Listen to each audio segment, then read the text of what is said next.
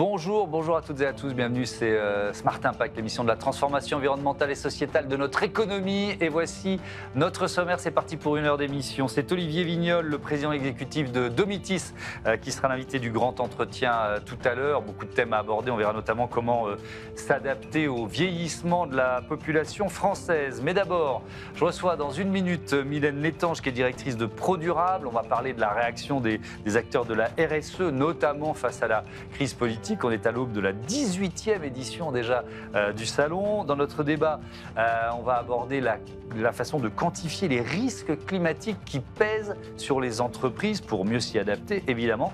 Et puis dans notre rubrique consacrée aux startups, vous découvrirez We Make the Diff, solution pour que chacun puisse déclarer en confiance son handicap en entreprise. Voilà pour les titres, c'est l'heure de Smart Impact tout de suite.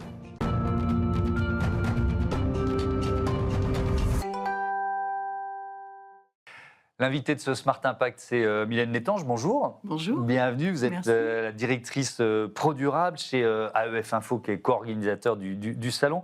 8 et 9 octobre prochain, 2025, notez la date, retour au Palais des Congrès à Paris, 18e édition. Déjà, tiens, pour ceux qui ne connaissent pas, c'est quoi ProDurable ? Alors, ProDurable, c'est l'événement des professionnels de la communauté pour des solutions pour une économie durable. Ouais. Alors, ce que je souhaite ajouter, AEF n'est pas co-organisateur, AEF est totalement organisateur, puisque ProDurable a été racheté par le groupe AEF Info, qui est une agence de presse avec 90 journalistes. Effectivement, très bonne agence de presse. Beaucoup de monde attendu. Est-ce qu'il y a une progression comme ça du nombre de visiteurs année après année ? Absolument. Nous avons dépassé les 15 000 visiteurs l'année dernière. Nous avons travaillé sur 300 conférences. Nous avons accueilli 750 intervenants. Nous avons fait une centaine d'animations et nous avons eu à peu près 340 exposants, puisque c'est un salon.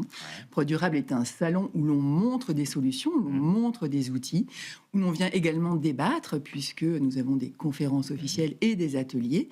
Voilà, donc 15 000 personnes. Aujourd'hui, à 10 jours de l'événement, nous battons le plein d'exposants. D'accord. Et nous battons également le plein de visiteurs. Donc ça va être encore plus que l'année précédente. Absolument, bon. Ça sera encore plus et nous allons travailler sur le thème des héritages. Ouais. Cette 18e édition sera sous le signe des héritages. Ça veut dire quoi, les héritages ? Alors, les héritages économiques, écologiques et sociaux.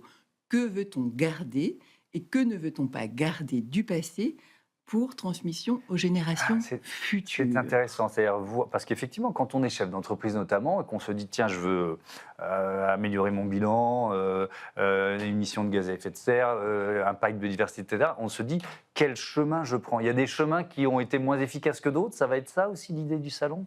De mettre en avant ce qui fonctionne vraiment ? Absolument, on est là pour échanger des bonnes pratiques. Ouais. C'est un salon positif, tout d'abord. On échange des bonnes pratiques, on échange des outils, on débat sur l'adaptation des entreprises au réchauffement climatique, comment faire mieux. Alors, tout le monde n'est pas parfait, on le sait. La perfection n'est pas de ce monde, non, ça serait. Ça, c'est sûr. Absolument. Donc, on accepte absolument toutes les personnes qui souhaitent parler de leurs engagements au niveau où elles sont. Oui, l'important, c'est la trajectoire et l'engagement tel qu'il a été pris. C'est la trajectoire. Il va y avoir des moments phares pendant ces 2 journées. À quoi on va assister ? Tout à fait. Nous ouvrons tout d'abord ProDurable avec une conférence qui se nomme « Quel progrès en héritage ?» Donc, nous accueillons des têtes d'affiche, notamment Étienne Klein, qui est physicien, Corinne Pelluchon, philosophe, et Étienne Valade, qui est dirigeante d'un grand groupe, dirigeante RSE d'un développement durable d'un grand groupe. Et nous allons travailler sur justement quel monde souhaitons-nous léguer aux générations futures. Alors, nous allons prendre le biais de la philosophie, parce que nous accueillons des philosophes, mais nous accueillons bien entendu des chefs d'entreprise, des associations, des ONG, des têtes de réseau. En tout cas, c'est une grande messe collective de parties prenantes, puisque évidemment, la transition se fera collectivement et non pas chacun dans son coin. On recevait il y a quelques jours l'ancien directeur du développement durable du groupe Bouygues, qui est aussi le patron du C3D, Fabrice Bonifay, qui est assez... on sait un grand événement à la scène musicale à Paris pour créer un choc émotionnel sur les décideurs. Mais il dit quand même, 20 ans de RSE, ça a servi à pas grand-chose.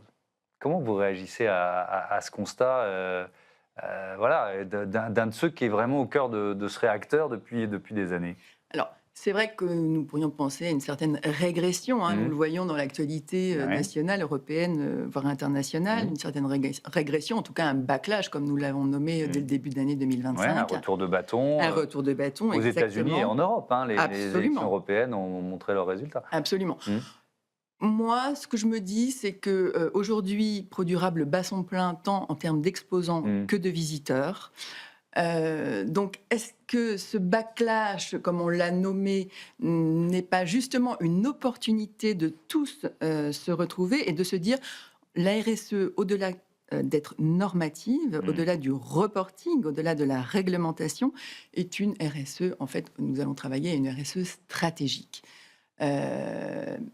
Malgré ce backlash, les gens seront là, enfin en tout cas les entreprises, les organisations seront présentes en tant que visiteurs, en tant qu'exposants, en tant qu'intervenants, et on ne lâche rien. La RSE est vraiment stratégique, au-delà d'être normative. Alors ça, je suis d'accord avec vous. Nous, l'émission, ça fait 5-6 ans qu'on l'a fait, et on voit qu'on est quand même passé de la direction de la communication à effectivement la direction financière, et une vraie dimension stratégique. Mais il y a une difficulté qui est de faire évoluer, d'aller jusqu'à changer le modèle économique d'une entreprise. Je ne dis pas que c'est facile, je ne dis pas que ça se fait d'un claquement de doigts et ça prend forcément du temps. Il y a des mouvements, il y a la Convention des entreprises pour le climat, il y a un certain nombre de... Voilà, vous connaissez ça par cœur. Est-ce que ce mouvement de fond-là, il est suffisamment puissant pour résister au backlash, d'après vous? Alors, l'union fait la force. On essaye de tous se serrer les coudes pour aller dans ce sens-là. On se connaît tous. Tous les réseaux seront à ProDurable les 8 et 9 octobre au Palais des Congrès. Je pense, oui, que c'est compliqué. Il faut du temps, comme vous venez de le dire. Je suis très positive et je suis très optimiste. Et d'ailleurs, la Cour des comptes l'a bien dit cette semaine. Le coût de l'inaction sera plus cher que la transition. On est bien d'accord. Est-ce que ça donne des actions des États et de certaines entreprises suffisamment profondes? Ça, j'en suis un peu moins convaincu. Le constat, on est d'accord. Tout le monde n'est pas d'accord. On a un Donald Trump qui ose dire que le changement climatique est l'arnaque du siècle devant l'ONU. Bref, je reviens à ProDurable et à ce que vous allez et au levier finalement que vous activez pour faire la promotion de ces engagements RSE. Il y a notamment le Grand Prix de la marque engagée. Alors c'est quoi et qui peut être récompensé par ce Grand Prix? Alors le Grand Prix de la marque engagée, on le co-organise avec la Link Up. Il aura lieu le 8 octobre au soir. Et là, on récompense les entreprises, les personnalités qui ont de bonnes pratiques. Alors l'année dernière, par exemple, nous avions Expansience ou des sociétés. Alors Expansience, c'est un laboratoire qui arrête bientôt les lingettes qui sont très polluantes. Voilà, donc on va récompenser. Donc c'est vraiment une action précise. Voilà, alors, précise. La vision systémique, on le sait tous. On n'est pas parfait à 100% sur tous les pans du développement durable et de la RSE. Mais en tout cas, voilà, sur des actions concrètes. Il y aura une dizaine de catégories, dont une nouvelle cette année qui traitera de l'alimentation responsable durable. Donc je vous invite très fortement à nous rejoindre le 8 octobre à 17h45 pour cette remise de prix. Avec, alors, c'est recevoir un prix pour une entreprise, évidemment, c'est une source de fierté, c'est une source de fierté interne. Et puis, il y a la question de comment on communique quand on reçoit un prix. Est-ce que vous ressentez, vous, des hésitations chez certaines des entreprises qui ont pu être sélectionnées, qui ont pu être récompensées, mais qui, oula, je vais peut-être pas trop en parler, justement parce que personne n'est parfait sur tout, mon entreprise n'est pas parfaite sur tout, donc je préfère ne pas y aller? Voilà, alors c'est vrai que les entreprises ont tellement été attaquées.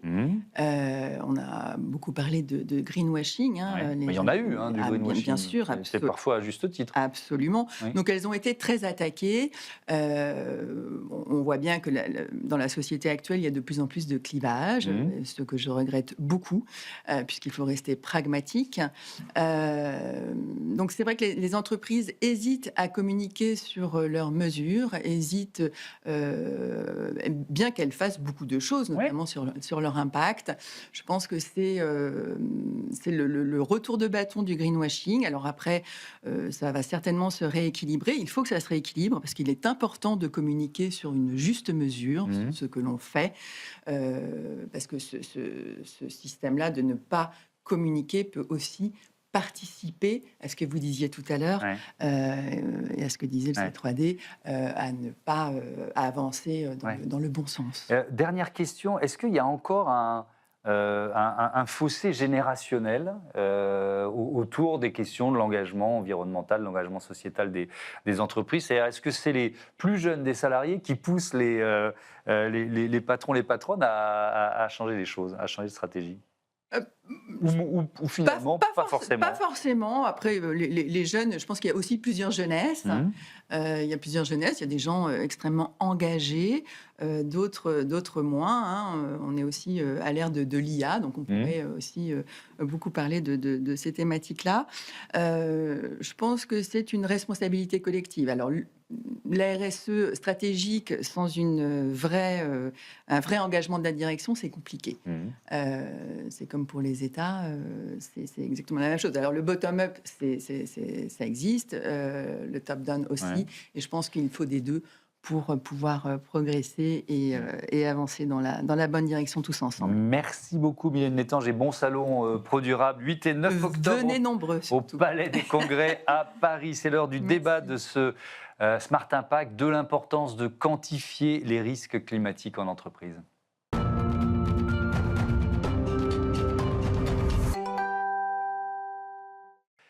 C'est le débat de ce Smart Impact. On parle risque climatique, l'importance de les quantifier pour les entreprises avec Johanna Thirbach. Bonjour. Bonjour. Bienvenue, vous êtes directrice ESG chez Naxicap Partners. Théophile Belloir, bonsoir et bienvenue. Vous êtes directeur de la plateforme Altitude au sein d'AXA Climate. On va commencer par des petites questions de présentation. Naxicap Partners, c'est quoi ? Naxicap Partners, c'est une société de gestion qui investit dans des PME non cotées. On fait partie du groupe BPCE, Banque Populaire Caisse d'Épargne, et on investit donc en capital investissement, le private equity, dans des PME et des ETI, principalement européennes et majoritairement en France. Et on verra comment vous travaillez sur ces questions de risques climatiques en entreprise. Cette plateforme Altitude, de quoi on parle? On a déjà reçu plusieurs fois des représentants d'AXA Climate ici. C'est quoi cette plateforme? Altitude, c'est un outil à destination des entreprises, à destination des investisseurs en private equity, pour leur permettre de prendre en compte le changement climatique. On vient utiliser la donnée, la capacité de modéliser du risque qu'on a chez AXA et AXA Climate en tant qu'assureur, et on met ça à disposition de décideurs, d'investisseurs, pour que leurs décisions soient faites à la lumière de ce qu'on sait modéliser et projeter en termes de risque. Elle a été lancée il y a 2-3 ans, c'est ça? Ça fait exactement 3 ans, septembre 2022. C'est quoi? C'est un outil en ligne, en fait? On est complètement sur un outil en ligne, une plateforme. L'idée, c'est vraiment de dire comment je rends autonome demain les utilisateurs qui vont du coup pouvoir se connecter, renseigner quelques informations. Je regarde une entreprise de tel secteur à telle localisation. Quels sont les risques? Qu'est-ce que je dois savoir? Et puis, une fois que je sais ça, qu'est-ce que je fais de cette information-là? Comment est-ce que je m'adapte? Comment est-ce que je creuse? De quel risque climatique on parle et quand on parle d'entreprise, évidemment, pas de risque climatique en général? On va regarder tous les risques qui peuvent impacter l'activité de l'entreprise, donc créer des disruptions dans leur chaîne de valeur, dans leur capacité à délivrer un produit ou un service. Donc ça va être des enjeux de changement, d'événements climatiques extrêmes. Par exemple, en cas de forte chaleur, les salariés ne peuvent très bien se retrouver dans des situations où ils ne seront plus en capacité à travailler. Donc ça va être un exemple de risque physique. En cas d'inondation aussi, autre exemple de risque physique. Et on va aussi parler des risques de transition, c'est-à-dire les évolutions dans l'univers des entreprises, dans leur écosystème, qui vont venir changer les habitudes. Donc les évolutions réglementaires, les évolutions de préférence des consommateurs. Voilà, ça c'est l'ensemble des risques liés au changement climatique. Il y a des risques. Alors effectivement, ce qui est intéressant dans ce que vous nous dites, c'est qu'il y a les événements extrêmes et puis il y a les évolutions plus lentes. Les deux sont intégrés finalement à l'anticipation du risque. Oui, exactement. Et en fait, on a vraiment cet enjeu à la fois des événements extrêmes qui sont un risque aujourd'hui, mais aussi demain. On se dit les inondations d'aujourd'hui, à quoi ressemblera-t-elle demain? Elles seront peut-être plus fortes. Exactement. Voilà. Et puis effectivement, il y a tout ce qui va être ce qu'on appelle les risques chroniques, mais c'est la raréfaction de la ressource en eau, c'est des températures futures un peu plus élevées. Il y a des exemples, quand on construit des centrales photovoltaïques, par exemple, on sait que chaque degré supplémentaire en moyenne, c'est 0,5 à 1% de rendement en moins pour une centrale. Donc en fait, je construis sur 20 ans une infrastructure. Comment est-ce que je suis capable de regarder pour se dire, en fait, j'ai peut-être 3, 4, 5, 6% de moins de rendement lié à l'augmentation des températures, lié au changement aussi de la ressource renouvelable. On l'a eu, il y a des éoliennes, où il y a vraiment des parcs éoliens, on fait moins 10% de production par rapport à ce qu'on avait estimé, simplement parce que changement de régime de vent. Est-ce que, Johanna, on a tendance d'abord à voir alors là, c'était mon réflexe de journaliste, mais les événements les plus spectaculaires, ceux qui justement vont faire la une de l'actualité parce qu'il y a une inondation ou alors un typhon dans un pays, etc. Ou est-ce que les entreprises quand même ont plus de facilité, au contraire, à travailler sur le temps long en se disant bon, voilà, moi je vais créer ma boîte à Perpignan, je sais que mes ressources en eau, ça va être une vraie question à se poser. Alors, il y a les deux, bien entendu. Dans un premier temps, ce qui saute aux yeux, va être les événements un peu intenses qui vont permettre quelque part d'avoir une vraie prise de conscience et de se dire, en fait, il faut que j'anticipe. Parce que je ne peux pas juste me permettre, quand il y a une vague de chaleur à un instant T, de dire, tiens, je vais mettre un bloc de climatisation et puis on verra un peu au fur et à mesure. Dans une logique d'entreprise et d'anticipation des coûts aussi, de gestion vraiment de ces investissements, on a besoin de voir sur le temps long et de se dire, je sais qu'il va y avoir une augmentation des vagues de chaleur dans certaines zones du sud de la France, du sud de l'Europe également, et voir une remontée un peu des vagues de chaleur progressivement sur l'ensemble du territoire. Et donc les outils comme Altitude permettent d'identifier où sont ces risques physiques et de cibler sur les usines de fabrication, sur les lieux de stockage qui vont être de plus en plus soumis à des événements, inondations, chaleur, etc. Alors, on a commencé à y répondre, mais pourquoi c'est essentiel de les cartographier et de les anticiper et à quel point ça rentre ou c'est déjà rentré dans la stratégie de vos clients?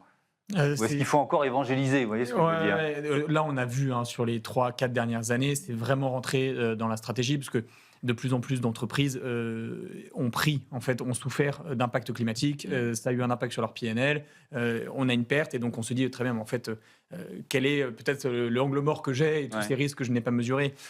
La difficulté, et là où les entreprises ont bien compris que c'était un enjeu qui n'était pas si simple, c'est qu'il y a les risques directs, mon usine est inondée, mais ce qu'on a vu à Valence, c'est mon usine n'a pas été inondée, super, mais en fait 20% de mes salariés ne peuvent plus mettre leurs enfants à la crèche ou à l'école et donc ne viennent pas travailler, mes fournisseurs n'accèdent plus à mon usine et donc je suis à l'arrêt.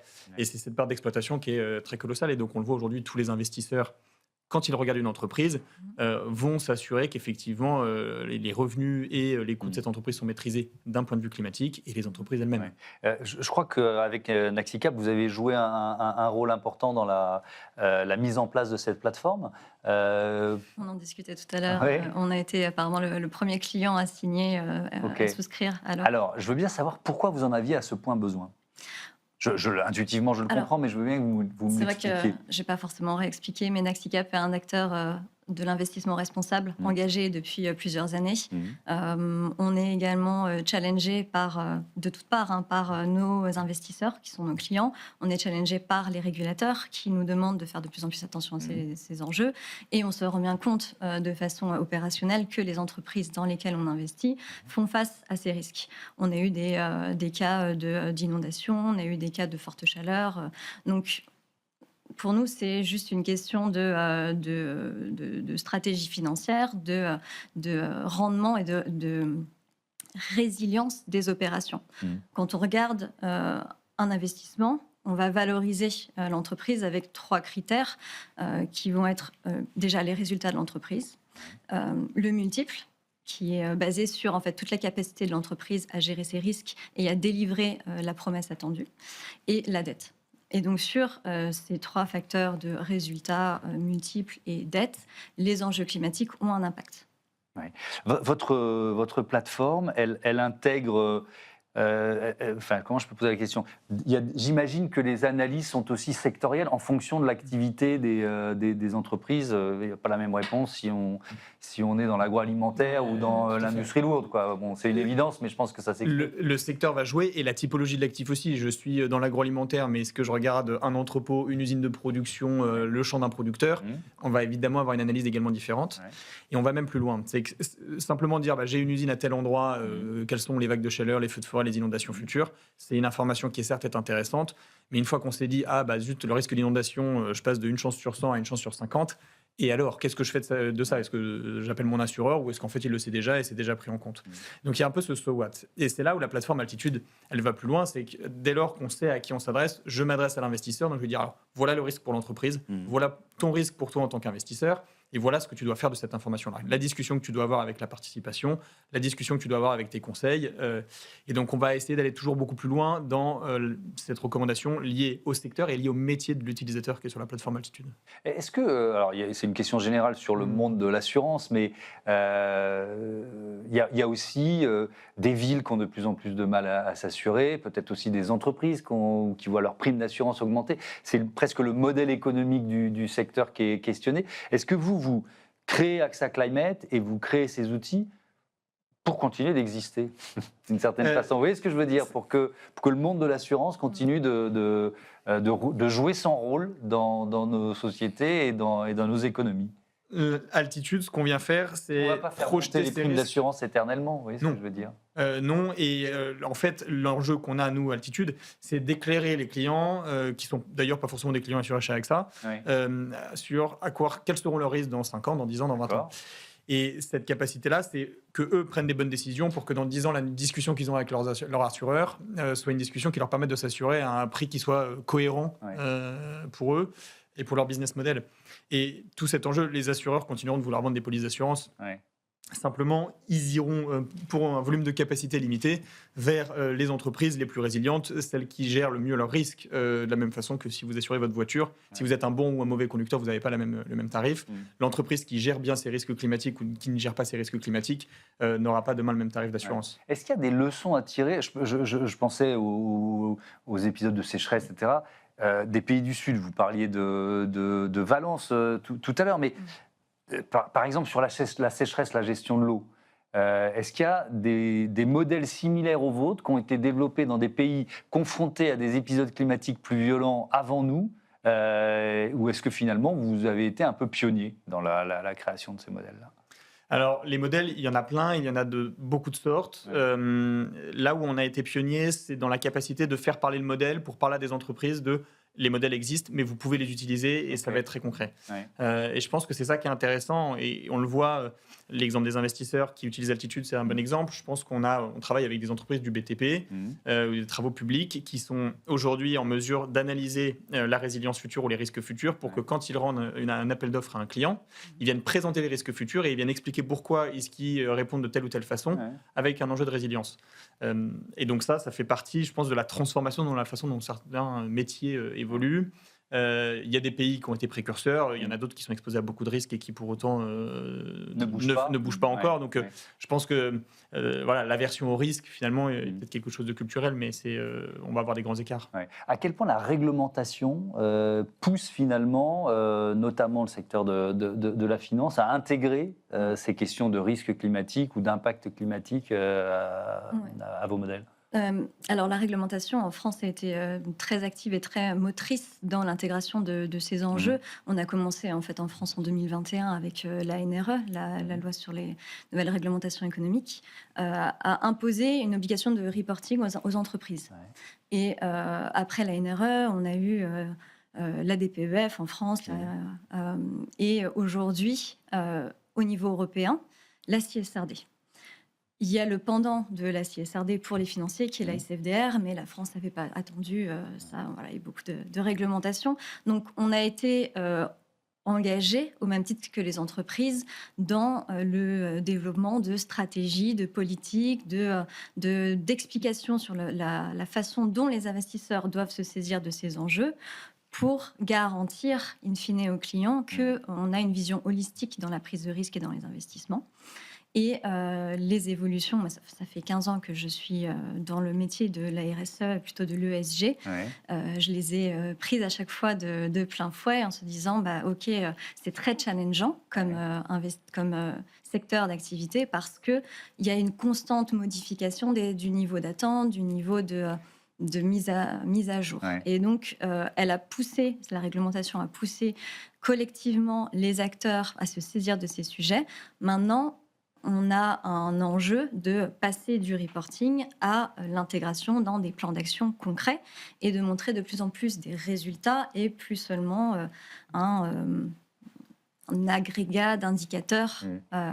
Et donc, c'est le défi demain, c'est de vraiment d'aller passer du côté des stratégies des entreprises et d'intégrer dans leur bilan, dans leur PNL, leur plan comptable, les investissements qui démontre la prise en compte. Un mot là-dessus. C'est effectivement ne pas en faire un exercice de reporting, mais en faire un levier stratégique. La réglementation a l'intérêt et l'avantage de donner un cadre qui soit le même pour tout le monde et une méthode. Et évite aussi la divergence d'un cabinet de conseil, un outil qui va lui-même définir quel est le bon scénario, pas le bon scénario, le bon horizon de temps. On fait tous de la même façon et ça simplifie aussi grandement l'expérience et le passage à l'échelle en fait pour tout le monde. Merci beaucoup à tous les deux et à bientôt sur Be Smart for Change. C'est l'heure de poser la question prêt pour l'impact, en l'occurrence à Olivier Vignol, le président exécutif de Domitis.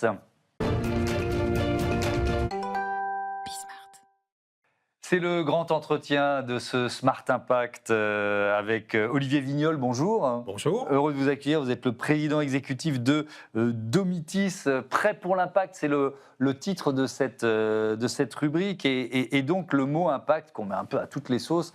Je demande souvent à mes invités, et je commence souvent mes grands entretiens comme ça, qu'est-ce qui signifie pour vous ? Je vais répondre surtout qu'est-ce qui signifie pour Domitis. D'abord, merci pour votre invitation. Je crois que notre métier de gérant de résidence service senior, il a vraiment un impact fort dans deux domaines. Le premier, bien évidemment, c'est ce qu'on fait pour les seniors, puisque vivre dans une résidence service senior, c'est évident, ça prolonge l'autonomie, ça retarde la dépendance, et ça a donc un impact notamment, alors je pourrais citer l'impact sur la prévention des chutes, qui est un des sujets majeurs pour les seniors et pour la sécurité sociale d'ailleurs. Ça coûte près de 2 milliards d'euros. Donc clairement, tout ce qu'on fait en matière de prévention des chutes dans les résidences services seniors, ça a un impact. Ça a un impact sur les seniors. Et puis je voudrais aussi citer l'impact qu'on a sur l'emploi territorial. On a, je pense qu'on en reparlera, on a 200 résidences en France. On a dans chacune de nos résidences entre 15 et 20 emplois qui sont non délocalisables, qui sont des emplois de métiers de service à la personne, pour lesquels on forme les gens. Et donc, on a dans chacune des communes dans lesquelles on est implanté, près de 200 communes en France, on a un impact aussi sur l'emploi local. Donc, impact sur les seniors, impact sur l'emploi local. Je crois que c'est vraiment deux directions dans lesquelles Domitis est assez, je vais le dire, assez exemplaire. Et on va détailler ça avec vous. Vous avez inauguré la semaine dernière votre 200e résidence, c'est en Corrèze, à Brive-la-Gaillarde, et vous avez à cette occasion dévoilé la raison d'être de l'entreprise. Je vais la citer. Nous accompagnons avec respect le bien vieillir des seniors au sein de cadres de vie sécurisants, durables, ouverts sur les territoires et la société, tout en permettant à chacun de rester libre de ses choix et acteur de son quotidien. J'aime bien ce mouvement lié à la loi Pacte de définition de raison d'être, parce que c'est souvent un moment de... Alors, je ne sais pas comment ça s'est passé chez vous, je veux bien que vous me le racontiez, où on appuie sur stop, vous voyez ce que je veux dire, et où on réfléchit à ce qu'on est, pourquoi on est là, à quoi on sert. Comment ça s'est passé le processus de définition ? J'aime beaucoup Maud, on appuie sur le bouton stop à un moment. Moi, je dirais peut-être on prend de la hauteur pour essayer de se désengager du quotidien et réfléchir vraiment. Donc la loi Pacte, c'était 2019. Pour des sociétés comme les nôtres, depuis 2020, ça a été un peu compliqué. Le Covid, on va appeler la crise des EHPAD, etc. Et on n'avait pas fait ce travail de définition de notre raison d'être. Un peu aussi parce qu'on vivait avec l'intuition et la conviction que notre métier était... par essence un métier, un fort impact sociétal, et donc on n'avait pas besoin de se poser la question et de définir. La question. Et en fait, si, il faut se poser la question. Et en fait, la définition de cette raison d'être, elle a été faite vraiment par les collaborateurs. On a fait participer, on est près de 4800 collaborateurs dans le groupe aujourd'hui. Je pense qu'il y a plus de 2000 personnes qui se sont intéressées à ce sujet, qui ont participé, donc ça remontait. Puis à la fin, on a écrit cette raison d'être. Et puis j'ai pris mon bâton de pèlerin, si je puis dire, et puis j'ai été voir le conseil de surveillance et je leur ai dit, écoutez, voilà, ça c'est la vision des collaborateurs. Et en fait, ça serait bien que vous la validiez telle qu'elle est. Comme ça, quand changez pas de virgule. Dire ça à son conseil de surveillance, c'est pas simple. J'ai fait beaucoup de tournures et le conseil de surveillance de Domitis, qui est composé de membres du groupe AG2R La Mondiale, qui est notre actionnaire unique, a eu cette grande sagesse finalement d'accepter de prendre tel quel ce que les collaborateurs avaient proposé. Et ça a un impact immédiat sur la manière dont les gens vivent cette raison d'être, parce que c'est vraiment eux qui l'ont définie. C'est pas un truc qu'on leur a plaqué. Et maintenant, puisque derrière, ça se décline dans des engagements en matière de RSE, et c'est beaucoup plus facile pour le management de dire aux collaborateurs, bah, écoutez, ça découle de ce que vous avez choisi, et donc maintenant, il va falloir le mettre en application. C'est pas uniquement quelque chose qu'on va mettre dans la plaquette, c'est pas uniquement quelque chose qu'on va mettre même dans les statuts de l'entreprise, mais il va vraiment falloir le mettre en application au quotidien dans l'ensemble de nos activités. Alors justement, le mettre dans les statuts, ça veut dire que vous pourriez devenir une entreprise à mission ? Alors, on le fait progressivement, parce qu'on peut le mettre dans les statuts sans être, on ne veut pas être trop juridique, mais on peut le mettre dans les statuts sans être entreprise à mission. D'accord. Et la première étape, ça va être de le mettre dans les statuts. La deuxième étape, quand on aura atteint un niveau de maturité qui nous semblera suffisant, ce sera, j'espère, un jour de devenir société à mission. Et donc, comme vous savez, la différence, c'est de faire valider, contrôler, auditer, examiner par un comité externe que les engagements que nous avons pris sont bien tenus. 200 résidences, je l'ai dit, entreprise fondée en 1998. Qu'est-ce qui a profondément changé, ou pas d'ailleurs, dans ce secteur en 27, presque 3 décennies, 27 ans? Alors, c'est ce qui a changé, et ce qui va surtout changer peut-être plus d'ailleurs que ce qui s'est passé dans les 25 dernières années passées. Ce qui va changer véritablement dans les 5 ans qui viennent, c'est le choc de vieillissement auquel la France va être confrontée. Le pourcentage de population des seniors, il n'a pas beaucoup augmenté depuis le début des années 2000. Et je dirais même qu'avec l'impact des naissances en baisse pendant la Seconde Guerre mondiale, il a même plutôt en ce moment un petit peu baissé, en tout cas pour la tranche d'âge qui nous intéresse. Les gens rentrent chez nous à 82 ans. Donc dans la tranche d'âge 80-85 ans, c'est les naissances de 1940. Là, en revanche, ce qui va se passer, vous savez, le fameux baby-boom. C'est le baby-boom qui devient le papy-boom, et là, vous voyez arriver. Là. Et là c'est massif. C'est massif, les gens n'ont pas forcément ça en tête. Mais si on prend les seniors de plus de 75 ans, entre 2020 et 2030, ça va augmenter de plus de 50%, de 4,1 millions à 6,2 millions. Et ça va être massif, et pas uniquement pour les exploitants de résidences services seniors, mais pour les gérants d'EHPAD, mais plus largement pour l'ensemble de la société française. Et malheureusement, on peut dire, on n'est pas forcément préparé à ça, alors que la démographie est une science certaine, et que ce choc de vieillissement, il est annoncé depuis de très nombreuses années, et il nous faut nous y préparer. Alors, il y a effectivement les chiffres que vous donniez, il y a ceux-ci aussi qui nous donnent des projections pour 2030. Donc là, c'est vraiment demain, un tiers de la population française aura plus de 65 ans, c'est le chiffre qu'on a pris. Puis après, si on va vers 2050, on est à 26,2% de la population française pour les plus de 65 ans.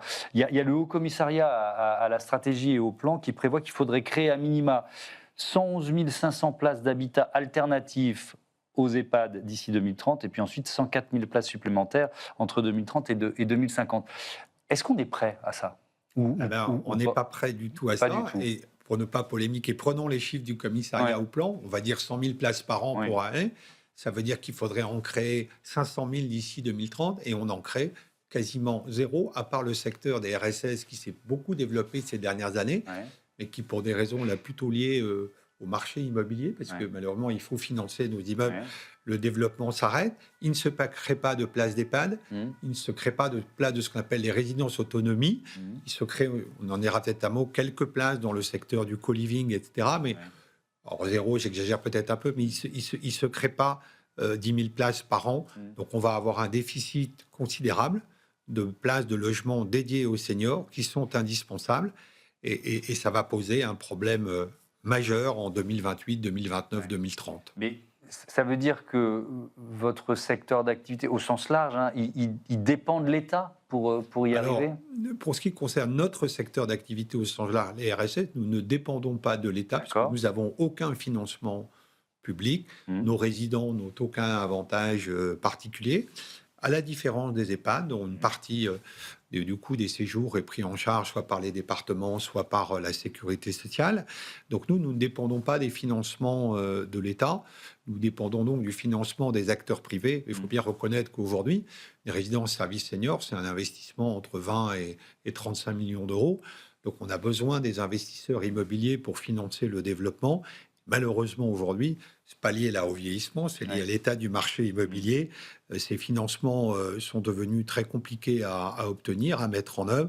Donc, le développement s'arrête à un moment, malheureusement, où on devrait faire l'inverse et plutôt accélérer sur on a une espèce de paradoxe. Pour des raisons de finances publiques, il ne se crée plus une seule place d'EHPAD quasiment en France en ce moment, alors que le nombre de personnes dépendantes va augmenter de 50%. Les résidences autonomies, qui est un petit peu le logement social des résidences-services, sont gérées par les collectivités locales. Manque de finances publiques dans les collectivités publiques, on arrête dans les collectivités locales, on arrête le développement. Et donc, oui, on manque d'argent. Et donc, paradoxalement, alors qu'on sait que les besoins vont exploser, le développement s'arrête au pire, j'allais envie de dire, au pire des moments. Alors, on voit bien ce qui différencie les résidences-services seniors des EHPAD, mais il faut peut-être le rappeler. Alors, il faut le rappeler parce que dire pour nos éditeurs, pour le grand public, tout ça, c'est généralement, les gens parlent de maisons de retraite. Et puis, derrière ce terme, on met plusieurs choses. La grande différence entre les EHPAD et les RSS, c'est qu'on ne fait pas de soins dans les résidences services seniors. On ne délivre pas de soins. Nous ne sommes pas dans ce qu'on appelle le secteur médico-social. Nous sommes du secteur privé non régulé, alors que dans les EHPAD, vous délivrez des soins et de fait, la régulation est beaucoup plus forte. Et donc, de fait, notre public est différent. Pour résumer, les résidences services seniors s'adressent à des seniors qui sont autonomes, en moyenne 85 ans quand même dans nos résidences, donc qui sont certes autonomes, mais fragilisés par l'âge. Et donc, ce qu'on leur délivre, c'est à la fois des services, mais qui sont des services non médicaux, du type ménage, restauration, blanchisserie, des activités culturelles, physiques, intellectuelles, mais pas de soins. Et s'ils ont besoin de soins, parce que à cet âge-là, on a besoin quand même d'un minimum de soins particuliers, ils font appel à des prestataires extérieurs, alors que dans les EHPAD, vous vous adressez à des gens dépendants, qui ne sont plus autonomes, qui ont besoin de soins qui sont délivrés par les salariés des EHPAD. Mais vous parliez de la prévention des chutes, tout à l'heure. Il y a presque des missions de service public que vous remplissez. C'est ce que nous faisons valoir, notamment à la CNSA, qui est la petite branche, vous savez, de on va dire, la sécurité sociale, qui s'occupe donc de l'autonomie et du handicap. Juste un chiffre sur la prévention des chutes, ça coûte 2 milliards d'euros par an à la sécurité sociale et ça représente malheureusement 10 000 décès de personnes âgées qui chutent et malheureusement décèdent à la suite de ça. Et donc, de faire d'abord des appartements et des bâtiments conçus spécifiquement pour éviter les chutes, avec des barres de soutien, des meubles passés à la bonne hauteur, etc. Enfin, tout ce qu'on fait avec les ergothérapeutes. Et par ailleurs, de faire des sessions de prévention des chutes pour nos résidents, leur apprendre à se tenir en équilibre, à utiliser un déambulateur ou ce genre de choses. Oui, ça relève du service public. Alors, on fait ça, on ne va pas dire gratuitement, parce qu'il y a bien, entre le résident et nous, il y a bien quelqu'un qui paye, mais on fait ça sans aucune aide, publique. Vous le faites parce que c'est un produit d'appel aussi? C'est un produit d'appel, parce qu'on explique, on explique beaucoup aux clients et à leurs familles, à nos résidents, que c'est important pour eux et ça leur permettra certainement peut-être d'éviter 1, 2, 3 chutes dans l'année. On a par ailleurs des systèmes de détection des chutes avec des montres connectées, et qui fait que si malheureusement, néanmoins, il chute, on a du personnel de Domitis qui peut intervenir immédiatement, du personnel qui est formé. Relever une personne âgée qui a chuté, bien sûr, on pourrait croire, oui, il n'y a qu'à la relever. Non, ça s'apprend, ça se gère. Et en fait, c'est un métier. Ouais. Et donc, c'est évidemment, oui, je partage, nous sommes quelque part un métier d'intérêt général. Alors, on a bien vu la différence de votre métier avec celui des EHPAD. Mais pour autant, est-ce que le scandale qui a frappé le secteur des EHPAD vous a touché par ricochet ou pas? Alors, il nous a touché, oui, et en 2 phases, et de manière, je dirais, contradictoire. Je m'explique. Dans une première phase, comme vous disiez, comme on a été assimilé à une maison de retraite, alors je ne vais pas citer le nom de cette société qui a été prise dans ce scandale. Et en même temps, rappeler que sur les 23 000 collaborateurs de cette société, je pense que la très, très, très, très grande majorité fait un travail super au quotidien. Mais voilà. Mais comme il y avait une assimilation, en 2022, on a connu une décroissance dans nos taux d'occupation, parce que les gens disaient, mais peut-être que chez Domitis, c'est pareil. Bon, donc, beaucoup travaillé, et puis on a... Je le dis, on a un taux de satisfaction de nos résidents de 95% qu'on a mis en avant sur la vitrine pour dire non, nous, il n'y a pas de sujet de maltraitance, il n'y a pas de sujet de rationalisation. Voilà. Et puis après, on a eu finalement, quand les gens maintenant comprennent bien la différence entre une RSS et un EHPAD, notamment les gens qui sont chez nous, on a un impact dans l'autre sens, c'est-à-dire que les gens veulent rester chez nous plus longtemps et nous disent on n'a pas envie de partir en EHPAD. Et ce qui parfois même va nous poser pour nous des difficultés. On pourrait dire c'est une bonne nouvelle pour vous. À la fois oui, et en même temps on n'est pas équipé pour gérer des personnes qui deviennent dépendantes. Donc, mais voilà, oui, ça a eu un impact certainement sur notre activité. Est-ce que vous êtes soumis aux mêmes difficultés, par exemple la pénurie de main-d'œuvre qualifiée ou le turnover de main-d'œuvre? Est-ce que ça fait partie des défis que vous devez relever? C'est des grands sujets et qui peuvent... Le turnover dans les métiers de ce qu'on appelle les services à la personne, puisqu'on est dans ce secteur au sens là, il est extrêmement élevé. Je peux vous donner un chiffre à nos auditeurs, c'est 40% par an. Donc c'est très... Et pourquoi? Parce que ces métiers manquent, c'est vrai, d'attractivité. Donc comment... Et on a à faire face... Alors, on a la chance, c'est qu'on a récupéré beaucoup de gens qui venaient des EHPAD. À la suite, c'est une des conséquences de la crise des EHPAD. Beaucoup de gens qu'on avait... je vais le dire comme ça, on avait ras-le-bol de l'EHPAD bashing, donc ils sont venus travailler chez nous, donc ça nous a aidés. Et en même temps, post-Covid, on a dû faire face à la concurrence très forte de la restauration et de l'hôtellerie, qui sont des métiers pas exactement les mêmes, mais connexes, qui proposaient des rémunérations très fortes. Donc nous, comme on essaye de pallier ça, c'est vraiment par la formation et en proposant des parcours professionnels.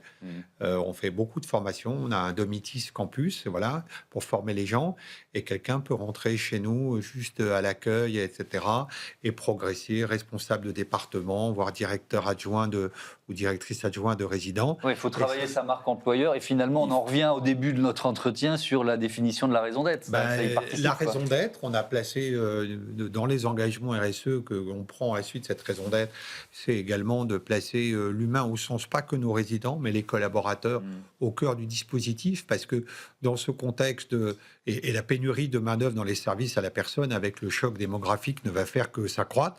Il est essentiel, si on veut arriver à avoir les collaborateurs compétents, fidèles et qui viennent travailler chez nous, de les attirer et de les former.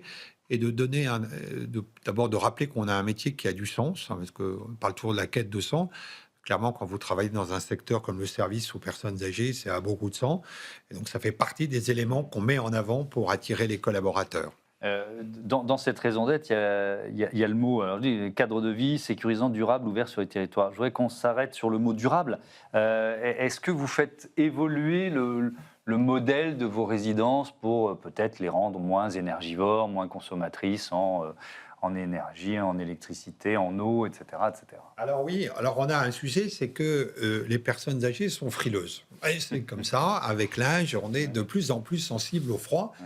Et quand on a 82, 85 ans, il faut bien reconnaître que le 19 degrés, ça le fait pas. Ça le fait pas. Et donc, ça a été un sujet. Donc, d'abord, on a dû faire de la pédagogie auprès de nos résidents, leur a expliqué qu'on prenait bien en compte, etc., mais qu'il y avait aussi d'autres impératifs, etc. Mais n'empêche qu'on a affaire à une population de clients de résidents qui est, on va dire, qui aime bien son confort thermique, et que 21, 22, 23, c'est mieux que 19. Et c'est un vrai sujet pour nous. Alors, qu'est-ce qu'on fait pour ça? Je pourrais prendre un autre exemple. On a chez nous, parce que l'aquagym pour les personnes âgées, c'est un des sports les plus demandés, parce que c'est du sport doux, sans traumatisme musculaire. Et donc, on a des petites piscines, une dizaine de mètres dans chacune de nos résidents. Mais si l'eau n'est pas à 30 degrés, ils nous disaient, mais on a très froid. Alors on dit, écoutez, on peut peut-être mettre à 28 ou 27, ça va aller, mais c'est pas ça. Alors qu'est-ce qu'on fait? On essaie de poser des panneaux solaires, parce qu'on a des surfaces très grandes, on a beaucoup de terrain, beaucoup de parking, donc on essaye, etc. On essaye vraiment quand même de convaincre nos résidents, de faire comme on nous a demandé de le faire dans les bureaux, de porter un pull, etc. Et que peut-être on peut gagner 1 ou 2 degrés, et ça fait diminuer considérablement. Donc on travaille beaucoup sur ce sujet des consommations d'énergie, parce que c'est vrai que c'est un de nos sujets. On a développé sur un certain nombre de résidences de la géothermie, parce qu'on est dans des endroits où il y avait de la place de faire des puits de géothermie sans avoir la concurrence de trop d'immeubles autour, et que donc les moins 10% de consommation d'énergie, vous savez, qui avait été demandé au moment du pic des prix en 2022, Domitis a réussi à délivrer. Mais c'est un combat au quotidien, parce qu'on a besoin de convaincre nos résidents de se joindre à nous dans ce combat pour les économies d'énergie. Quelques chiffres sur le secteur des résidences-services seniors en général. Environ 1300 résidences, plus de 104 000 appartements, croissance récente, 130 ouvertures recensées en 2003-2024, un taux d'occupation moyen d'environ 80% et environ 100 millions d'euros investis en 2023. Voilà les chiffres qu'on a trouvés. Est-ce qu'on construit aujourd'hui une nouvelle résidence complètement différemment d'il y a 25 ans, justement en tenant compte des impératifs dont on parle? Alors sur l'enveloppe thermique du bâtiment, certainement, ne serait-ce que parce que la réglementation nous y oblige, indépendamment les fameuses réglementations de construction, la RT et RE de 2020. Ce qui a changé depuis, c'est l'ergonomie des appartements. Les ergothérapeutes travaillent toujours, notamment dans l'adaptation des appartements. Et même nous, au bout de 200 résidences, chaque résidence, on tient compte du retour d'expérience de la précédente pour faire des petites modifications, des modifications à la main. Et puis, par rapport à ce qu'on a appelé les premières résidences, première génération, on a été amené à inclure de plus en plus de services dans ce qu'on appelle les socles du rez-de-chaussée, parce que tout le monde a compris que les activités physiques étaient indispensables, même si c'est des activités physiques adaptées, mais à la prolongation de l'autonomie des seniors. Et en fait, ce qu'on aperçoit, c'est qu'il y a un service qui n'est pas mis dans les plaquettes publicitaires qu'on propose à nos résidents, c'est le lien social. Et la demande d'activité en commun est de plus en plus forte. C'est presque la première chose que nos résidents viennent chercher.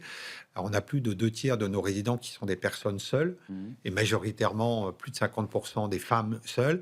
Et en fait, elles viennent chez nous aussi parce qu'elles veulent s'insérer dans une communauté, faire des choses ensemble, discuter, voir des gens, que ce soit d'autres résidents ou le personnel de Domitis. Et donc, la taille de nos socles de rez-de-chaussée a plutôt eu tendance à augmenter au fur et à mesure. On installe maintenant systématiquement un salon de coiffure dans nos résidences. Vous semblez paradoxal, mais les personnes âgées sont très sensibles à leur apparence, à leur look, peut-être plus que quand elles avaient 40 ou 50 ans, et elles peuvent aller chez le coiffeur quasiment une fois par semaine, et donc on a été amené à insérer ce genre d'activité. Le comportement des personnes âgées est quelque chose de passionnant et de très particulier.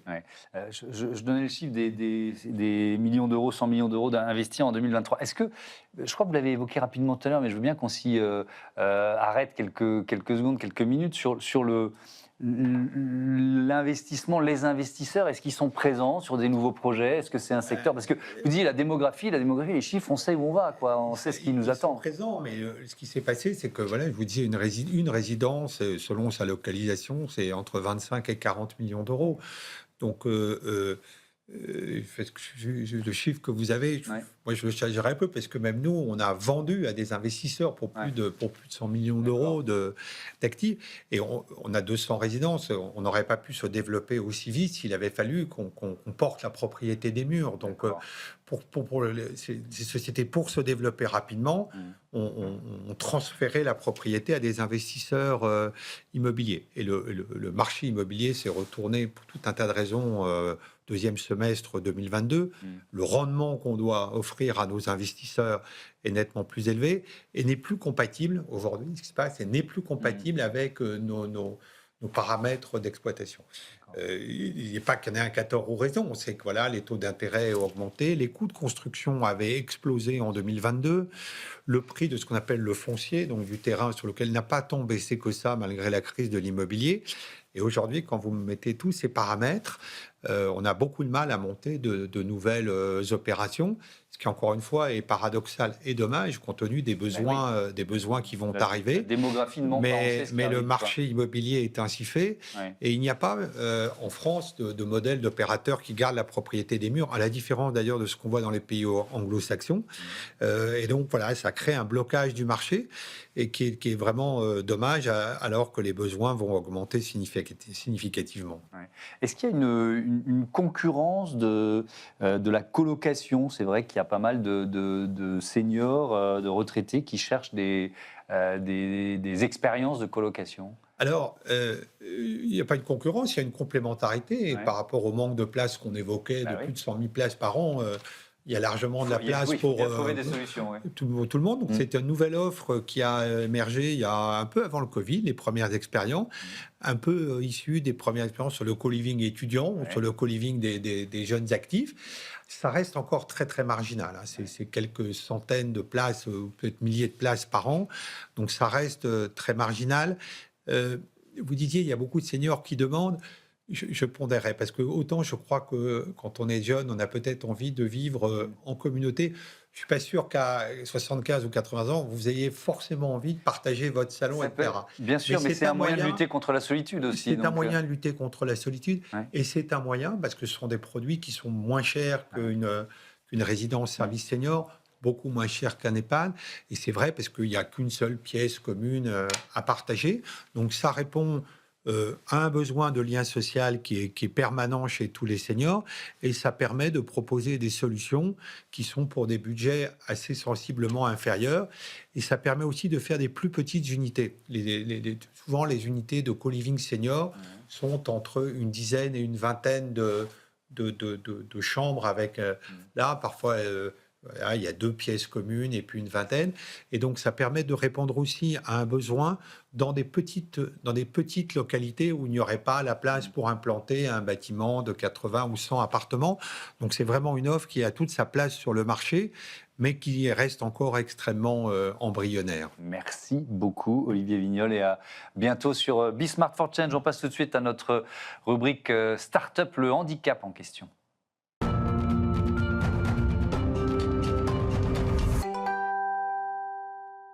Smart Ideas avec Mouna Bizri, bonjour. Bonjour. Bienvenue, vous êtes le cofondateur de We Make the Diff que vous avez créé en janvier de cette année avec Paul Bout. Et avec quelle idée? C'est quoi? En fait, ce projet vient de ma propre vie. Je suis moi-même en situation de handicap. J'ai grandi avec un bégaiement sévère, mais aussi un TDAH et un autisme. Ouais. Et en fait, on réalise que pour l'insertion professionnelle des personnes en situation de handicap, il y a deux défis. Il y a déjà, nous, oser en parler, mais aussi de donner les outils aux entreprises. Et en fait, je pense que, comme vous le savez certainement, les entreprises en France, elles ont un quota de 6% à atteindre. Une obligation légale. Ouais. C'est une obligation légale. Uniquement 30% des entreprises privées en France arrivent à l'atteindre.